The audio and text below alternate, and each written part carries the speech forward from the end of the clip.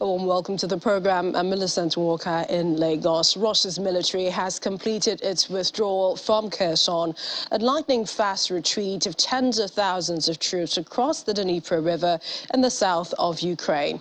Russian Defense Minister Sergei Shoigu, one of the President Vladimir Putin's closest allies, on Wednesday ordered troops to leave Kherson in a pullout that allows Ukrainian forces to move closer to Crimea, which Russia annexed in 2014. The Defense Ministry says all Russian forces and equipment have been transferred to the eastern bank of the Dnipro, adding that the withdrawal was completed by 5 a.m. Moscow time on Friday. The withdrawal marks one of Russia's biggest retreats in its 9-month special military operation, as Moscow calls its offensive in Ukraine, after failing in an initial advance on the capital Kyiv and being ousted from the northeastern Kharkiv region in early September. Meanwhile, the center of Kherson, Ukrainian flags fly high above the regional administration building. It isn't fully clear who is in control in Kherson, but the Ukrainian flag suggests Russian presence in the city is no longer visible. Ukraine's defense ministry says Kherson is returning to Ukrainian control and army units are making their way into the city. In a Facebook post, they urge any Russian troops left in the city to immediately surrender. Ukraine has hailed an important victory after Russian troops withdrew.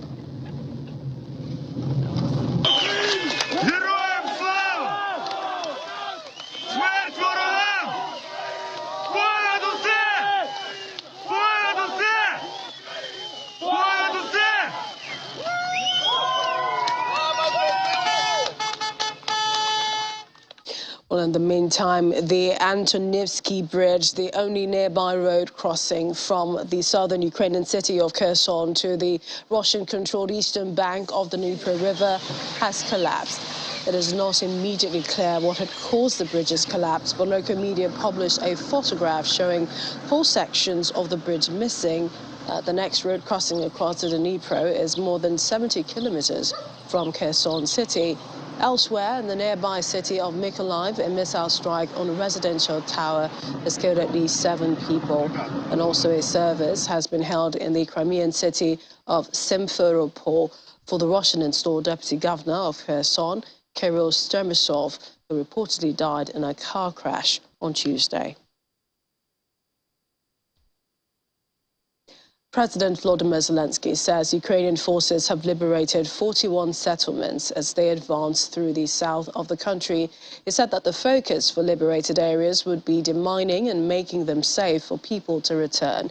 He added that he expects Russian forces to leave landmines in the area around Kherson as they withdrew from the southern city. Today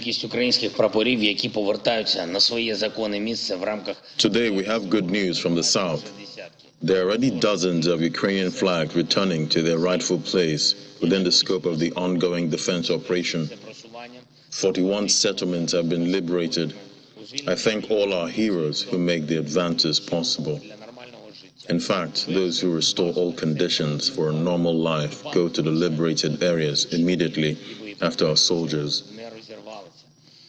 The first and basic thing is the mining.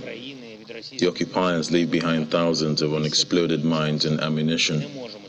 I've often heard estimates that clearing Ukraine of Russian mines will take decades. We can't wait that long. We have to do in years what elsewhere in the world could take decades after fighting. And for Ukraine's top prosecutor, it is not considering negotiations with Russia to end the war. U.S. media recently claimed that American officials had encouraged Ukraine's leaders to soften their stance on negotiating. But Andriy Kostin said Russia must be held accountable for the war it began.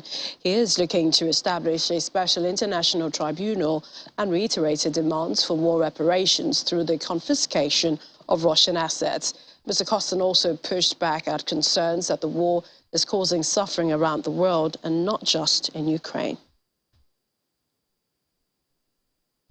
The United States has put forward a series of proposals to Russia for the release of U.S. basketball star Brittany Griner and former U.S. Marine Paul Whelan. However, according to U.S. National Security Advisor Jake Sullivan, Moscow has not shown a willingness to engage in productive talks. Speaking at a White House briefing, Sullivan declined to discuss Griner's condition. Her lawyer said she was transferred last week from a detention center outside Moscow and was on her way to a penal colony to serve her jail sentence. A transfer raises concerns about her safety and well-being. And we have put forward a series of proposals over the last several months for how we could resolve her case as well as the case of Paul Whelan to bring them both home.